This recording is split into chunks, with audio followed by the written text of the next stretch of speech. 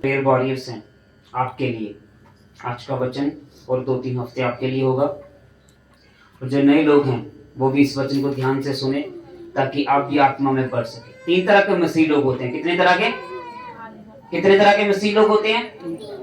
एक आत्मा में जब जन्म होता है उसे बच्चा कहते हैं, एक आत्मा में जवान होता है और एक आत्मा में परिपक्व होता है। आत्मा में क्या होता है? परिपक्व। और ये आप पर निर्भर करता है कि आप आत्मा में कितना बढ़ना चाहते हैं। किस पर निर्भर करता है? किस पे निर्भर करता है? आप पर। खासकर प्रेयर वॉरियर्स। अन्य भाषाएं क्यों जरूरी हैं? अन्य भाषाएं, और अन्य भाषा से क्या होता है? अन्य भाषा से आपके जीवन में क्या लाभ है? हम स्टेप बाय स्टेप इसे पढ़ते जाएंगे। अन्य भाषाएं क्यों जरूरी हैं? पुराने नियम में जब प्रभु यीशु मसीह से पहले जो थे वो वरदान 7 थे। कितने वरदान थे? 7 वरदान थे। तब एक वरदान पुराने युग में नहीं था, वो था अन्य भाषा का। कौन सा? अन्य भाषा का। क्योंकि एक ही व्यक्ति जो था वहां पवित्र स्थान में जाता था, या भविष्यवक्ता प्रार्थना में रहता था और परमेश्वर भविष्यवक्ता को ही सब कुछ बताता था, और सब लोग भविष्यवक्ता के पास ही अगुवाई लेने के लिए जाते थे। पर जैसा नए नियम में हुआ, नए नियम में ये हुआ कि परमेश्वर ने कहा कब तक लोग ऐसा करेंगे, मैं सबके लिए रास्ता खोल दूंगा। किसके लिए? हर एक जन के लिए रास्ता खोल दूंगा। और परमेश्वर ने क्या किया? अपने इकलौते बेटे को क्रूस के ऊपर बलिदान किया। और जब वो क्रूस के ऊपर बलिदान किया तो बाइबल कहती है महापवित्र स्थान का जो पर्दा था वो फट गया। पहले सिर्फ महायाजक महापवित्र स्थान में जा सकता था, अब हर विश्वासी महापवित्र स्थान में जा सकता है, क्योंकि अब तुम्हारा महायाजक यीशु मसीह बन गया है। और उसने कहा अपने सिद्ध करने वाले महायाजक को क्या करो? अंगीकार करो। क्या करो? उसे अंगीकार करो। अब तुम्हारा सब कुछ क्या है? यीशु मसीह है। और यीशु मसीह अब तुम्हारा महायाजक है, और अब तुम उसके क्या हो? याजक हो। अब तुम यीशु मसीह के पास जैसे ही आओगे तो यीशु मसीह मध्यस्थता की प्रार्थना के द्वारा यीशु मसीह क्या करेगा? परमेश्वर यीशु मसीह के द्वारा आपकी अगुवाई करेगा। क्या करेगा? आपकी अगुवाई करेगा। और आपकी अगुवाई जब करेगा तो परमेश्वर आपको आगे बढ़ोतरी में लेकर जाएगा। क्या करेगा? बढ़ोतरी में लेकर जाएगा। और जब बढ़ोतरी में जिएंगे तो परमेश्वर आपके ऊपर अपने गहरे भेदों को प्रकट करेगा और आपको बताएगा कि इन दिनों में आपको, आने वाले दिनों में, आने वाले सालों में आपको किस तरह से जीना है। इसलिए यीशु मसीह ने क्या किया? इसलिए यीशु मसीह ने ये किया, यीशु मसीह ने कहा, पर यीशु मसीह ने एक वचन दिया। क्या वचन दिया? यरूशलेम को ना छोड़ो, पर क्या करो? क्या करो? हैं? यरूशलेम को ना छोड़ो, पर पिता की प्रतिज्ञा की क्या करते रहो? बाट जोते रहो। कौन सी बाट जोने के लिए बात कर रहा था? वो कह रहा था कि जब तक पवित्र आत्मा और उसकी सामर्थ तुम्हारे ऊपर ना आए तब तक तुम यरूशलेम में ही ठहरे रहना।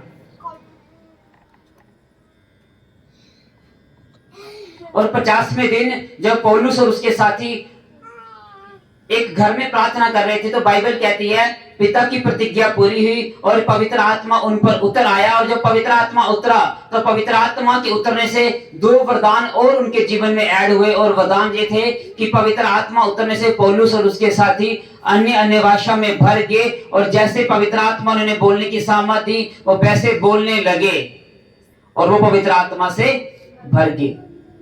क्यों परमेश्वर ने पवित्र आत्मा के द्वारा 11 भाषा के वरदान को ऐड किया? क्यों?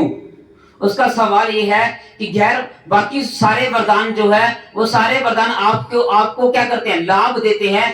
पर जो एक वरदान है अन्य भाषा का वरदान एक ऐसा वरदान है जो आपकी उन्नति को करता है। क्या करता है? जैसे बच्चे पढ़ाई कर अपनी उन्नति करते हैं और क्लास पे क्लास आगे बढ़ते हैं, वैसे ही परमेश्वर ने 11 भाषा के वरदान को पौलुस और उसके साथियों के ऊपर उतार दिया पवित्र आत्मा ने। और जब पवित्र आत्मा ने वो उतारा तो आज तक वो उतरा हुआ है। बाइबल कहती है अंत के दिनों में ऐसा होगा कि तेरे सब बेटे बेटियां क्या करेंगे? भविष्यवाणी करेंगे, 11 भाषाओं से भरेंगे, 11 भाषाओं में प्रार्थना करेंगे। और जब कोई जन 11 भाषा में प्रार्थना करता है तब बाइबल कहती है परमेश्वर के गहरे भेद उसके जीवन में प्रकट होते हैं। और जब गहरे भेद प्रकट होते हैं तो अन्य भाषा का सबसे बड़ा जो फायदा ये होता है, जैसे ही आप अन्य भाषा में प्रार्थना करना शुरू करते हैं आपकी आत्मा उन्नति करना शुरू कर देती है। आप बच्चे से सियाने और सियाने से बुजुर्ग की ओर बढ़ना शुरू हो जाते हैं।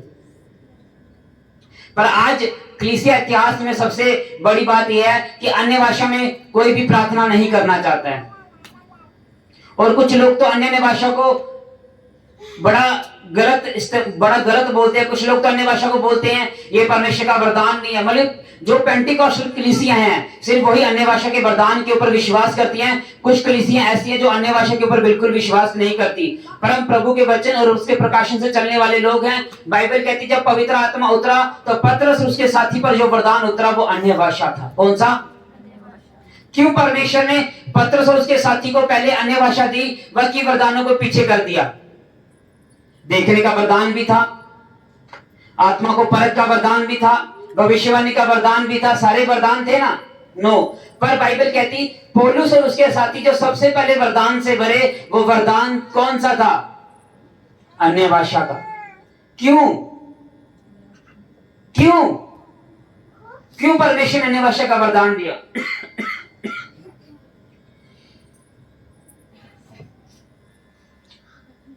आप घास खा के जीवित रह सकते हैं, आप बर्गर खा के जीवित रह सकते हैं, मोमोज खा के जीवित रह सकते हैं। आप क्या खा के जीवित रह सकते हैं? या नान? क्या खा के जीवित रह सकते हैं? क्यों रोटी खाकर जीवित रह सकते हैं? क्यों? नान खाओ ना, घास खाओ, वो भी तो परमेश्वर ने बनाया है। कहते जी सब परमेश्वर ने बनाए हैं, क्योंकि इंसान के लिए परमेश्वर ने क्या बनाया? अनाज बनाया, खाना बनाया, ताकि वो इससे क्या रह सके? क्या रह सके? तंदुरुस्त और जीवित रह सके। वैसे ही परमेश्वर को एक बात मालूम थी कि अगर मुझे कलीसिया की उन्नति करनी है, कलीसिया को आत्मा में बढ़ाना है, कलीसिया को आत्मा में आगे लेकर जाना है, कलीसिया को बहुतायत से ब्लेस करना है, तो मुझे अन्य भाषा का वरदान इनके जीवन में उंडेलना पड़ेगा। और पौलुस और उसके साथी जैसे अन्य भाषा के वरदान के साथ प्रार्थना करना शुरू करके, बाइबल कहती है वहां पे बड़ा बदलाव आया। पहला बदलाव ये था कि 3000 लोगों ने एक ही दिन में बपतिस्मा पाया यीशु मसीह के सामर्थ्य नाम से। दूसरा बदलाव यह था कि दूसरे दिन कलीसिया 5000 होगी, तीसरे दिन कलीसिया 10,000 होगी। जैसे जैसे आप अन्य भाषा में प्रार्थना करना शुरू कर देंगे, आपकी आत्मा में उन्नति होती चली जाएगी। और जब आप आत्मा में बढ़ जाएंगे, आपकी आसपास की सारी चीजें अपने आप बदल जाएंगी यीशु मसीह के सामर्थ्य नाम से। क्योंकि हम शरीर में नहीं, आप आत्मा में उसे बदलना शुरू कर गए हैं। क्योंकि आप एक आत्मिक प्राणी हैं और आपके साथ लड़ने वाला भी एक आत्मा है। हालेलुया। और जैसे ही अन्य भाषा का वरदान इस्तेमाल करना शुरू कर दिया पौलुस और उसके साथियों ने, बड़ा बदलाव उनके जीवन में आया। इतिहास गवाह है, जिसने सबसे ज्यादा मुर्दे जिंदा किए जिस परमेश्वर के दास ने, जैसे वो कदम, सुनो ध्यान से, जैसे वो कदम अपने बेड से नीचे रखता था, गैर भाषा शुरू हो जाती थी। उसका नाम था स्मिथ विगल्सवर्थ।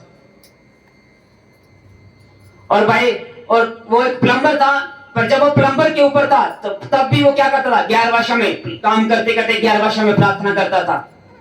और जैसे वो गैर भाषा में प्रार्थना करता चला गया, उसका विश्वास बढ़ता चला गया। और एक ऐसा समय आ गया उसकी प्रार्थना के द्वारा जिन लोगों में आत्मा चली गई थी, उसकी प्रार्थना से लोगों के बीच में आत्मा आ जाती थी यीशु मसीह के सामर्थ्य नाम से। 19वीं सदी के इतिहास गवाह है डॉक्टर पॉल चुंगीचो। उनको लंग कैंसर हो गया। डॉक्टर ने बोला 6 महीने जीवित रहेंगे। एक छोटी सी बच्ची ने बाइबल दी और बाइबल पढ़ते उन्होंने चंगाई रिसीव की। चंगाई के बाद उन्होंने कहा परमेश्वर मेरा पूरा साउथ कोरिया बदलना चाहिए। उन्होंने क्या किया पता है? एक छोटी सी कुटिया बनाई, उसमें बैठ के एक लिया क्रूस। 6 साल 6 घंटे 6 साल 6 घंटे लगातार गैर भाषा में प्रार्थना की। और जब वो करते चले गए, पहले साल कुछ नहीं बदला, दूसरे साल कुछ नहीं बदला, तीसरे साल कुछ नहीं बदला, पर जैसे जैसे वो आत्मा में ताकतवर होते गए 11 वर्ष के दौरान, मजबूत होते गए, ताकतवर गए, जैसे ही 7वां साल आया, 7वें साल में गवर्नमेंट का एक ऑर्डर, एक लॉ पास हुआ कि वैश्य के सारे अड्डे शहर में बंद हो जाएं, शराब पीने के सारे अड्डे शहर में बंद हो जाए, जुए के सारे अड्डे बंद हो जाएं। और जैसे वो लॉ पास हुआ, उस साल के बाद साउथ कोरिया सारा बदल गया और इतिहास गवाह है कि दुनिया की सबसे बड़ी कलीसिया डॉक्टर पॉल चुंगी चो ने स्थापित की। एक समय में 10 लाख लोग उनकी चर्च का हिस्सा होते हैं यीशु मसीह के सामर्थ्य नाम से। पर डॉक्टर पॉल चुंगी चो ने कैसे बदला? आत्मा की उन्नति पाकर। कैसे बदला? आज कलीसिया बदलना चाहती है, पास्टर सब कुछ बदलना चाहते हैं, लोग बदलना चाहते हैं, पर कैसे? शरीर में। क्योंकि तुम्हारे शरीर के 3 पोर्शन हैं, एक बाहरी आंगन, एक भीतरी आंगन और एक महापवित्र स्थान। वो महापवित्र स्थान क्या है? वो आपकी आत्मा है। बाहरी आंगन क्या है? आपका शरीर। भीतरी आंगन क्या है? आपका प्राण। और महापवित्र स्थान क्या है? आपकी आत्मा, जहां यीशु मसीह वास करते हैं। यीशु मसीह ने क्या कहा था? तू मेरा क्या है? क्या कहा था परमेश्वर ने? तू मेरा क्या है और मैं कहां वास करता हूं? और जब परमेश्वर तुम्हारे में वास करता है और जैसे तुम आत्मा में प्रार्थना करना शुरू करते हो, आत्मिक प्राणी बन जाते हो, परमेश्वर आत्मा की प्रार्थना को सुनता है और बड़े बदलाव को लेकर यीशु मसीह के सामर्थ्य नाम से आता है। गैर भाषा करने से क्या होता है? गैर भाषा प्रार्थना करने से ये सबसे पहले ये होता है कि सारे बंधन टूट जाते हैं यीशु मसीह के सामर्थ्य नाम से। सारे बंधन गिर जाते हैं यीशु मसीह के सामर्थ्य नाम से। सारे बीमारियां गिर जाती है यीशु मसीह के सामर्थ्य नाम से। रोग अपने आप भाग जाते हैं, शैतान अपने आप भाग जाता है, जादूगर अपने आप भाग जाता है, देश बदल जाते हैं, शहर बदल जाते हैं, जैसे तुम गैर भाषा में प्रार्थना करते हो। और जैसे तुम गैर भाषा में प्रार्थना करते हो। पर कलीसिया 1 घंटा भी मुझे नहीं लगता गैर भाषा में प्रार्थना करती होगी। पौलुस क्या कहता? पौलुस कहता है मैं तुमसे सबसे अधिक गैर भाषा में क्या करता हूं? और सबसे अधिक कलीसिया किसने स्थापित की? पौलुस ने। किसने स्थापित की? कैसे? जैसे उसने गैर भाषा में प्रार्थना को बढ़ाया, क्योंकि गैर भाषा प्रार्थना करने से सबसे पहले बंधन टूटते हैं, उसके बाद परमेश्वर के भेद और प्रकाशन तुम्हारे जीवन में आना शुरू हो जाते हैं यीशु मसीह के सामर्थ्य नाम से। और भेद इंटर होते हैं, जैसे भेद आते हैं, प्रकाशन आते हैं। परमेश्वर ने क्या कहा था? तू अपनी बुद्धि का सहारा संपूर्ण मन से, जो बाप पर भरोसा रखना, उसी को याद करके। परमेश्वर क्या कह रहा था? परमेश्वर कह रहा था अब तो अपनी बुद्धि से नहीं, आत्मिक बुद्धि से जो मेरे पास है उससे चलना शुरू कर। और गैर भाषा आपकी बुद्धि को, आत्मिक बुद्धि को बढ़ाती है। और जैसे तुम ऐसा करना शुरू करते हो, वेद और प्रकाशन तुम्हारे जीवन में एंटर हो जाते हैं। और जैसे वेद और प्रकाशन एंटर होते हैं, बंधन टूटते हैं, बंधन टूटते हैं, बीमारियां टूटती हैं, शराब टूटती है, गरीबी टूटती है। और परमेश्वर तुम्हें, जो परमेश्वर ने आपको नई सृष्टि बनाया होता है, वो तुम्हें आत्मा में बढ़ाना शुरू करता है।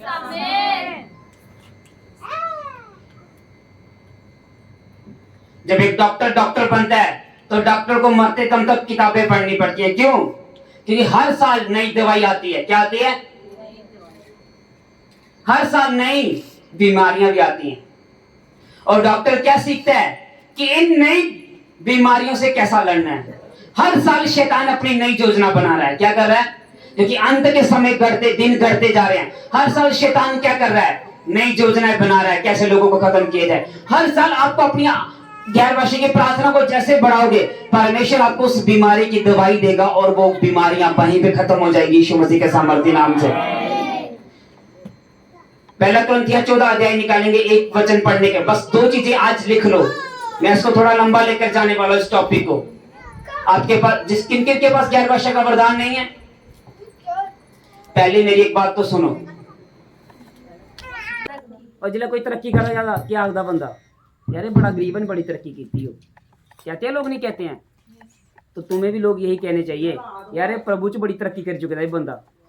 आने वाले साल में मुझे ये दिखना चाहिए कि तुम सब बड़े वरदानों से, बड़ी सामर्थ से, बड़ी पावर से, बड़ी शक्ति सी चीजों से भर चुके हो और शैतान तुम्हारी प्रार्थना से थर थर कांपता है। परमेश्वर का दास कहता है, महाशर्मिंदगी की बात है कि अगर तुम बीमारियों में और श्रापों में और कर्जों में और दुष्ट आत्मा में जकड़े रहो, तो ये शर्मिंदगी की बात है।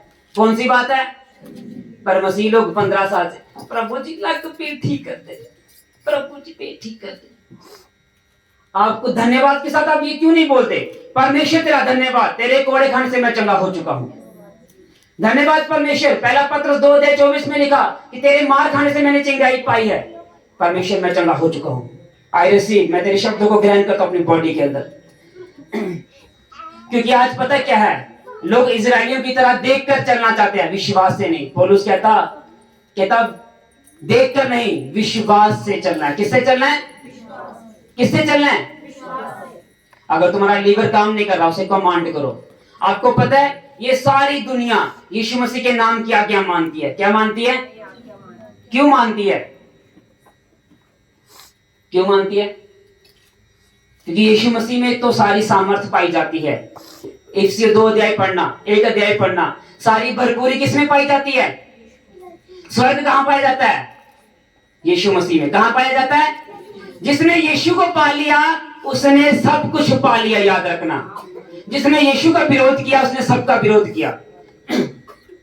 यीशु मसीह ने अंजीर के पेड़ को क्या कहा? क्या कहा अंजीर के पेड़ को? जोर से बोलो मेरे भाई बहनों, क्या कहा? सूख जा। क्या कहा? तो दूसरे दिन क्या हुआ? यीशु मसीह ने तूफान को क्या कहा? तो वो क्या हुआ?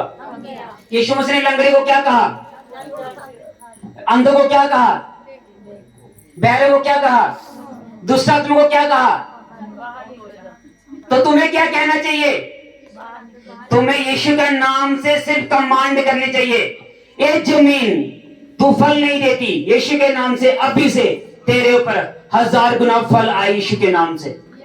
ऐसा करने के बाद आप धन्यवाद दे, धन्यवाद यीशु, मेरी जमीन जिसके ऊपर शराब थे टूट चुके हैं और ये 1000 गुना फल लेकर आ रही है। मैंने देखा लोगों के जानवर 5-5 साल बच्चा नहीं देते हैं। आप यीशु के नाम से बोले, ए मेरी गाय, यीशु के नाम से मैं तुझे बोलता हूं, तू आने वाले साल में बच्चा देने वाली है। और उसे बोले तो प्रेगनेंसी को कंसीव करेगी यीशु मसीह के सामर्थ्य नाम से। उसको ऐसा कहने के बाद आप धन्यवाद करें, धन्यवाद यीशु, मेरी गाय आने वाले साल में बच्चा। और उसके बाद सिर्फ धन्यवाद करते रहे। 2 महीने उत्तर नहीं आए, 3 महीने, 4 महीने नहीं। मैं कह रहा हूं जो तुमने 20 साल में नहीं पाया, जो आप लोगों ने 20 साल में नहीं पाया, जम्मू के लोग 3 महीने में पाने वाले यीशु के नाम से। यह महीना जम्मू में बड़ी चेंज का महीना होगा, बड़े रिवाइवल का, बड़ी चीजों को बदलाव का महीना होगा। अंधकार के बंधन टक टक टक टक टक करके गिर यीशु के नाम से। आमीन। ऊंचा तो आशीष बहुतायत के तुम्हारे पास है यीशु के नाम से।